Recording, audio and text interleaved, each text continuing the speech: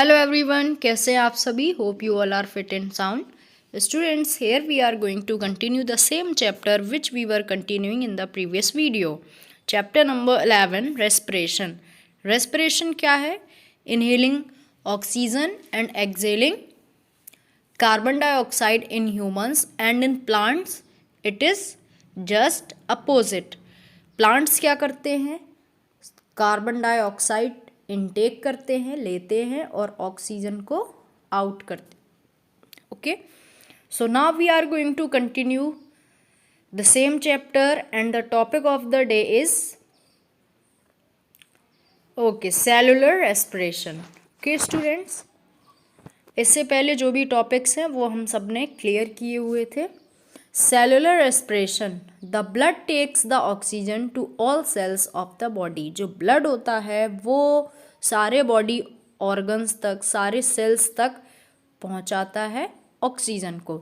Blood has a substance called haemoglobin. Blood में एक जो सब्सटेंस होता है जिसको हीमोग्लोबिन कहते हैं, which binds itself with oxygen to form oxy haemoglobin. जो हीमोग्लोबिन होता है जो खुद को ऑक्सीजन के साथ बाइंड कर लेता है, जिसको हम क्या बोलते हैं? Oxy haemoglobin. Okay,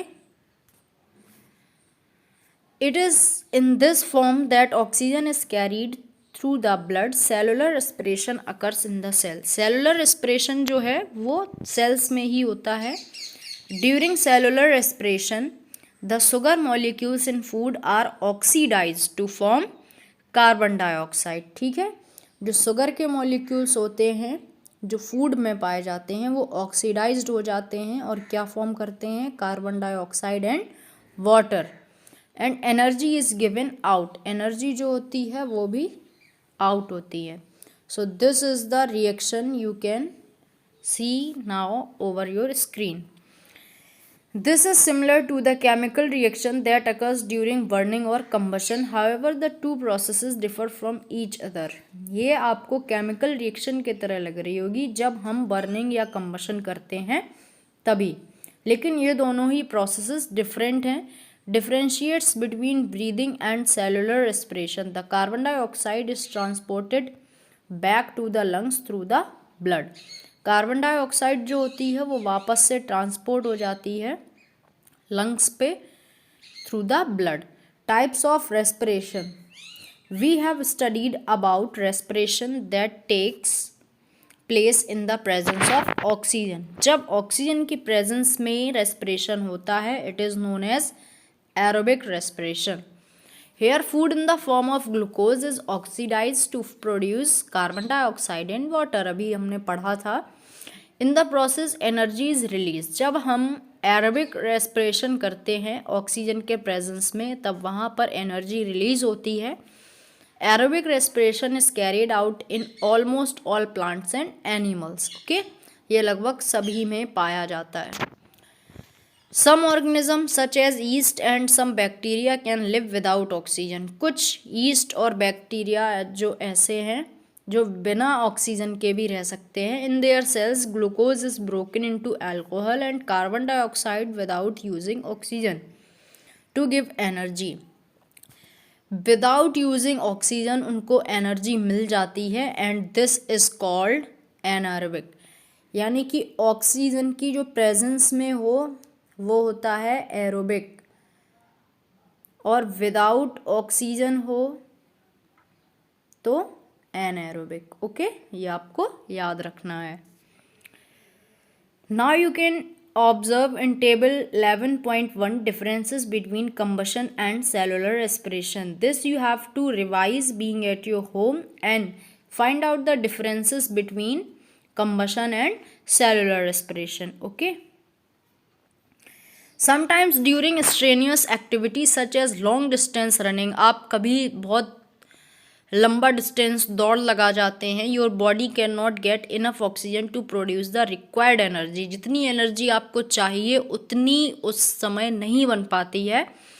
to get the additional energy anaerobic respiration occurs within your muscle sales.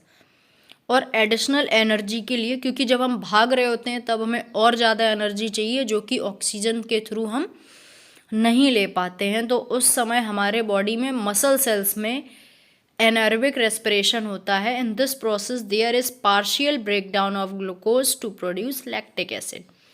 जिस समय क्या होता है, ग्लूकोज का पार्शियल ब्रेकडाउन होता है जिससे लैक्टिक एसिड प्रोड्यूस होने लगता है. The accumulation of lactic acid in the body causes muscular cramps. जब कभी भी मोच वगैरह आ जाती है या भागते भागते हमें दर्द होने लगता है, मसल्स में पेन होता है, दैट इज़ मस्कुलर क्रैम्प्स. वहाँ पर क्या होता है, लैक्टिक एसिड जो होता है वो एक्यूमुलेट यानी कि इकट्ठा हो जाता है. Is why you sometimes have cramps after heavy exercise. You can get relief from these cramps by massaging the affected area. यानी कि जहाँ पे भी आपको ये दर्द महसूस होता है वहाँ पे आप मसाज करते हैं. By having a hot bath, both these activities improve circulation of blood in the body, leading to increased supply of oxygen.